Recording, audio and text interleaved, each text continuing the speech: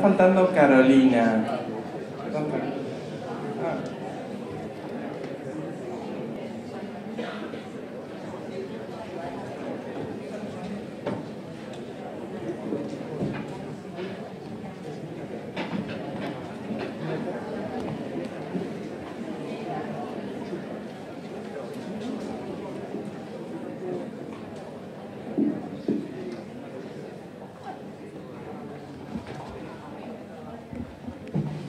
Bueno, esto de la metodología TED, yo también estuve investigando y viendo los videos y todo, y no encontré cómo es un coordinador TED. Pero bueno, pensé en el ejemplo de la compañera que expresó anteriormente, invitarlo al doctor Peirano y hacer esa parodia del osito TED, pero me parece que nos va a distraer un poco. Así que bueno, vamos a dar inicio a esto. No sé quién se me llevó el pollito chicharra. Enrique, si querés, tráemelo porque es un gran auxiliar del coordinador.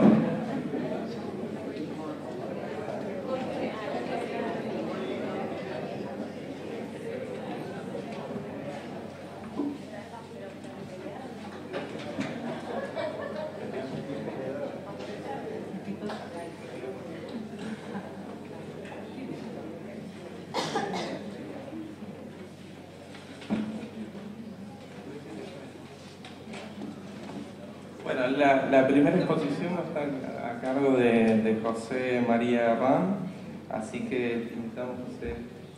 Bueno, buenas tardes. Quería agradecer tanto la invitación al doctor Peirano, a los organizadores de las jornadas y a la doctora de la Rúa que gentilmente también me invitó a participar. Bueno, recién escuchaba un poco y aprendía sobre esto del método TED. Y el tema que nos toca a nosotros en el panel es las implicancias procesales de los pronunciamientos de la Corte Interamericana de Derechos Humanos.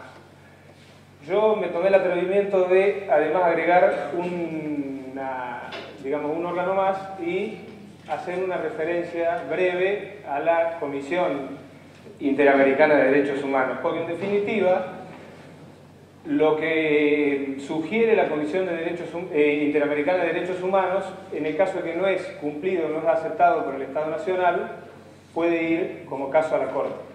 Y es un poco lo que sucede con Argentina. Yo estuve rastreando los antecedentes de la Corte y de la Comisión, y me da la sensación que con Argentina, en la Corte, pasa un poco como cuando uno quiere ir a comprar dólares ahora a la FIP.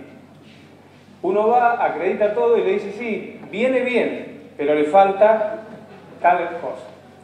En Argentina pasa eso. Nos ha pasado eso con el famoso fallo Cantos del año 2005, que en el último informe la Comisión Interamericana dijo que todavía no está cumplido, la Corte dijo que todavía no está cumplido acabadamente con las recomendaciones que había hecho, y así ha sucedido en varios casos, y creo que va a pasar lo mismo en el caso Furlan, al cual voy a hacer una referencia. Y ya también sucedió en Ichilisi Moreno en la sugerencia que había hecho la Comisión Interamericana respecto a las sanciones disciplinarias. La exposición mía se va a centrar en estos dos casos y encontrar un hilo conductor a los fines de elaborar alguna conclusión.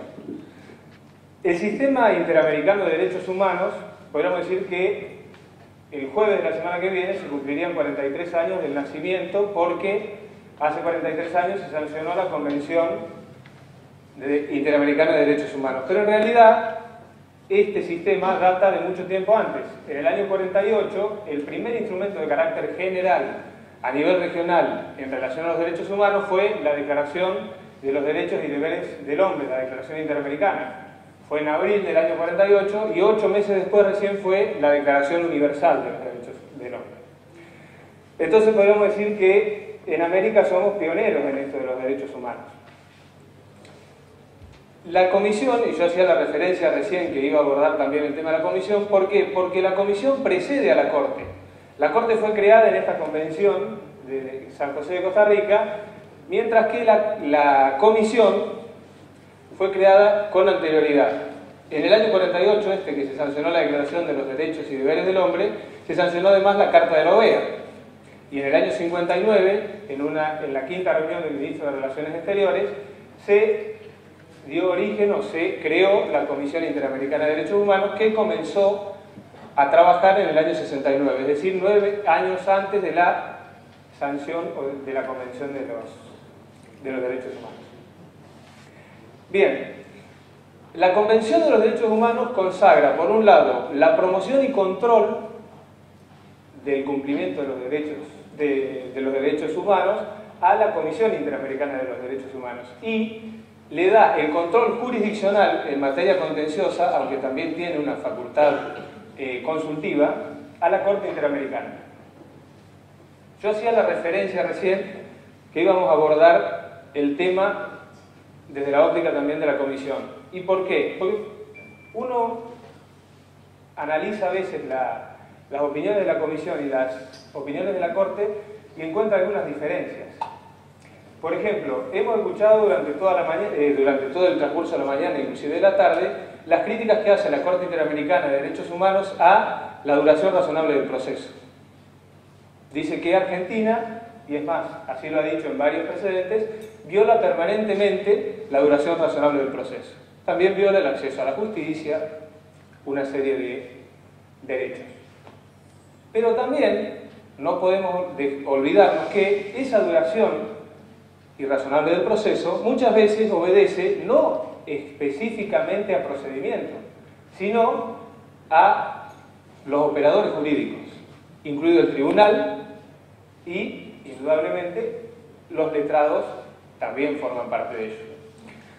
Yo recién escuchaba, cuando hacía el comentario uno de los expositores anteriores respecto a la proposición que había hecho a una chica. A mí, les digo, me ha pasado lo mismo que a él, inclusive me han dicho, ocurra por la vía que corresponda, o téngase presente cuando por derecho corresponda también.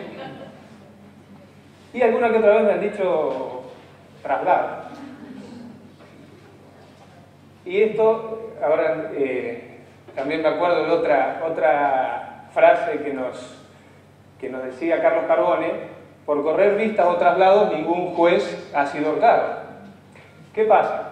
Muchas veces yo soy juez de primera instancia y me encuentro con que el secretario o el prosecretario recibe un escrito y lo primero que hace es vista o traslado o noticia. A alguien le dice que se expida. A veces nos tenemos que pedir nosotros, pero bueno, correrle vista al Ministerio Fiscal, pero si no interviene, bueno. Eso atenta contra la duración razonable del proceso. Ni hablar cuando el demandado es del Estado. Bueno, voy a centrarme ahora en el caso que yo mencionaba de la Comisión. En la causa de Chilis y Moreno, la Comisión Interamericana de Derechos Humanos ordenó como medida de no repetición al Estado Nacional que realice todas las medidas necesarias a los fines de adecuar la aplicación de las sanciones disciplinarias en el proceso a las garantías del debido proceso consagradas por la Convención Interamericana de Derechos Humanos, más precisamente en el artículo 8.1 de dicha convención. Uno lo primero que se pone a pensar, dice, bueno, ¿qué habrá hecho este señor Chilis y Moreno? Era un letrado que había recusado de manera sistemática,